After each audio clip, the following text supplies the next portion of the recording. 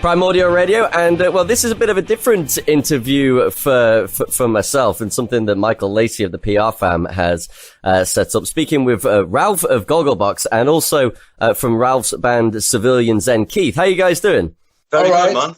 Thanks for having us on. Well, tell me about Civilian Zen then. How did the band come together? Because I think you formed in 2006, right? Yeah, it was formed by myself, Mark Anderson, the moment player, and the poet, and we formed it principally sort of like just to raise money for the shelter charity. The first two albums were sort of shelter charity, and that was with like we got members out of Hawkwind and people from that scene on it to try and back it up a bit. We were a studio band for the first three albums. Right. And then after Russell Sea Shanties, we did the Various Issues albums. Yeah, exactly. That's when Ralph joined the band. Yeah, 2008. With Clever Perth Corral Sing.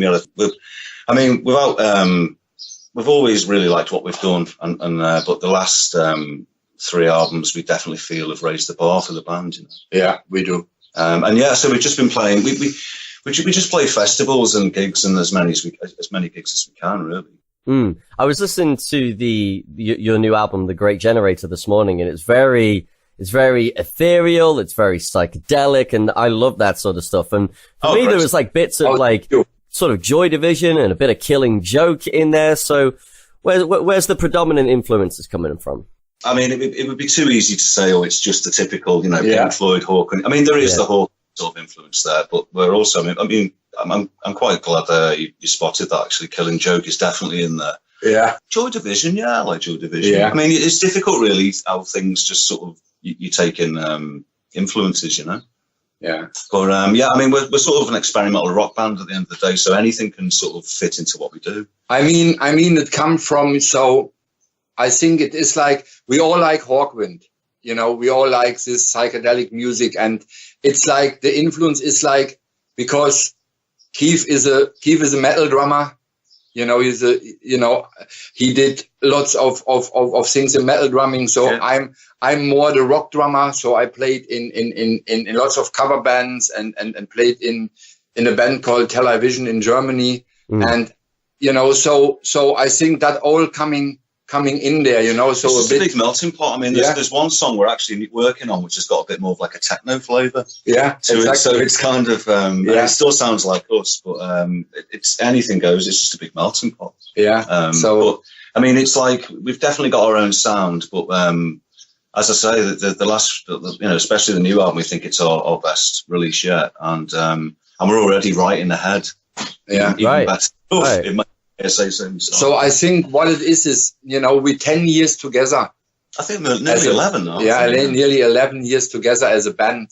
So I think if, the connection between us is like we respect each other. We if someone coming up with an idea, we try to make that work. Yeah. And if we would go now in the studio and only we would jam a song, you would think, that is the song what we wrote already, but it isn't. We only jam that song because that is so influenced, so tight already, and we only jam that because the connection between us, we understand each other so well, So when Keith look at me, I know what he wants. So it's and vice versa. I mean, we're lucky to have that kind of magic sort of.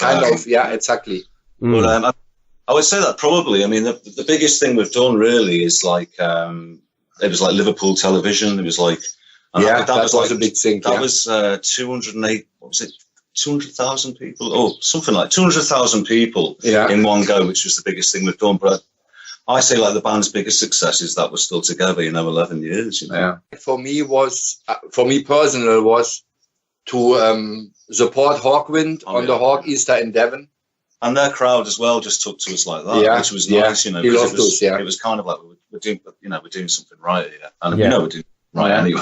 Exactly. But it's always nice to sort of see how it goes down. In a way, as well, with digital sales, I mean, our albums are selling quite well when it can pay for the next one and so on and so forth. Yeah, exactly. I was talking to a friend about this not so long ago and saying that actually things have sort of turned a little bit of a corner because about 10 years ago, the kind of rhetoric was, oh, CDs are gone, no one's going to ever make any money again. But actually now, through various different streaming sites and digital, it does seem like it's leveled out a little bit now. Not quite as good as it was, but it's not gloom and doom either. No, absolutely not. I've always been there. Well, we've always thought if someone wants to download our album and, steal it offline, got no problem with that. If they can't afford it, hey, if they want to listen to it for nothing, got no problem with that. Yeah.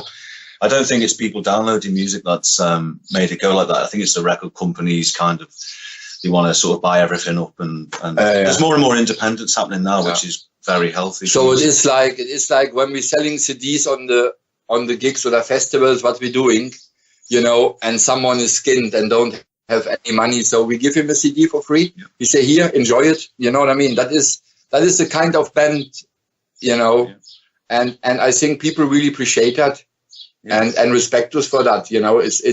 It's not like business. Well, the bottom line is we just want to try and get our music out there because it's not really commercial. I mean, I suppose some people could, there's the great tunes and everything, but it's not orthodox commercial music, so the more people we can get to listen to it. I mean, I suppose there's some people who hear our album. Because it's not orthodox commercial, I guess you've got to go from the ground up, because even if that was magically dropped on The Breakfast Show on Radio 1, it probably wouldn't have the desired effect. No. They turned off straight up. The hell are these guys? And Ralph, one thing I do love what you do with the TV show and Gogglebox is, because I kind of look every week and check, is you seem to wear a different band t-shirt every time. And it's something I would totally do as well. I'm always like, oh, which shirt? And I love the fact that there's a bit of rock and metal, I guess, representation on this show. So do you sort of consciously think, oh yeah, I'm going to get this band t-shirt on this show. I want to get this out there. Yeah. I mean, for me, it's really important that musicians, work together and not against each other. So if a band give me a t-shirt and say, oh, Ralph, we would like to wear that on the show, that t-shirt's getting seen by 4 million people. Yeah. So of course I do that, because if they need a support gig, if they need a support band for the next gig, I say, okay, then give us a slot, so on your next gig. So it's like, so I always try to work with them, and it's like, give it with one hand and take it with another, so it's like working hand in hand with musicians together, so, and this is why, I always wear these t-shirts, to spread the word. It was the same when Civilian Zen went on television. We the first band out there in that scene was on television in front of 200,000 people. So we put the flag down for all the rest. You know what I mean? And we're happy to do so. And that is the same with the t-shirts. I love to do that, and I think everyone have a Guns N' Roses t-shirt or AC/DC t-shirt. It's the music, you know what I mean? But I always get that good band. So I always try to. I have a t-shirt on for my band as well, from Civilian Zen, sometimes on the show. So, and from local bands, and I think that is really important for me, because that I think all that to 4 million people. I think Guns N' Roses and AC/DC and Rolling Stones are also. Enough they've done well enough already at this point. Yeah, exactly. I'm pretty sure their pensions are just fine. Just a bit like So it's like, so sometimes it's really good when we spread the word for non-musicians. Yeah, no. Yeah, I love it, and I always have a little look every week. So what's going to be next for Civilian Zen then? You got any gigs lined up throughout the summer? Yeah, we're playing this Sunday at the Rebel Festival in Chester. Cool. And then we're doing the charity gig, Hoylake. And then we've got the Onboard the Craft Festival. And a few more coming. There's actually some being lined up as we speak. We've just got to sort of check emails and that kind of thing. Exactly. And in about an hour we're jamming, aren't we? Yeah. So in an hour we're jamming a set for Sunday. And we'll be jamming. So we actually work really hard with this band. It's like when we do a gig, it's not just, I'll see you next week. We're working, we're writing, we're demoing. Constantly, we just kind of that just comes second nature.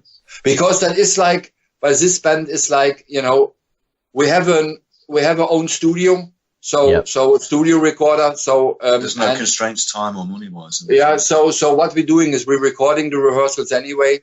So, and if Keith tune his guitar, and he plays some riffs. So I straight away try to join in, and then, we're jamming something and we're jamming ideas, and saying, oh, that was good, and then so we put the pieces together, as a. We've already got like another 2 albums worth of stuff. Yeah. Which is at the moment. Yeah. So it's we always try to improve as well, so because I think we did this, that was so funny. We did a CD 6 weeks before I went on the show Gogglebox. Keith named a CD. Tell-Eye Vision. Tell-Eye Vision. Right. Okay. So, yeah, I get it. So that was a bit of a coincidence. So, yeah. Yeah. So, and that was a CD. I think there we set the bar really high. It's a concept album. Well, so the last 3 albums have been concept albums. So and for us is always, we want to set the bar higher and higher. So we don't want to stuck in one style and we always try to improve and improve and improve. Guys, it's been an absolute pleasure to have a chat, and I look forward to hopefully seeing you live soon. And really cool to have a chat. And Ralph, have you still got those plastic plants? Yes. I couldn't resist. Sorry, mate. I know. Guys, and thank you again for having a chat. Yeah, thank you very much. Okay. Cheers. Take care, guys. Bye-bye. Bye. This is Primordial Radio.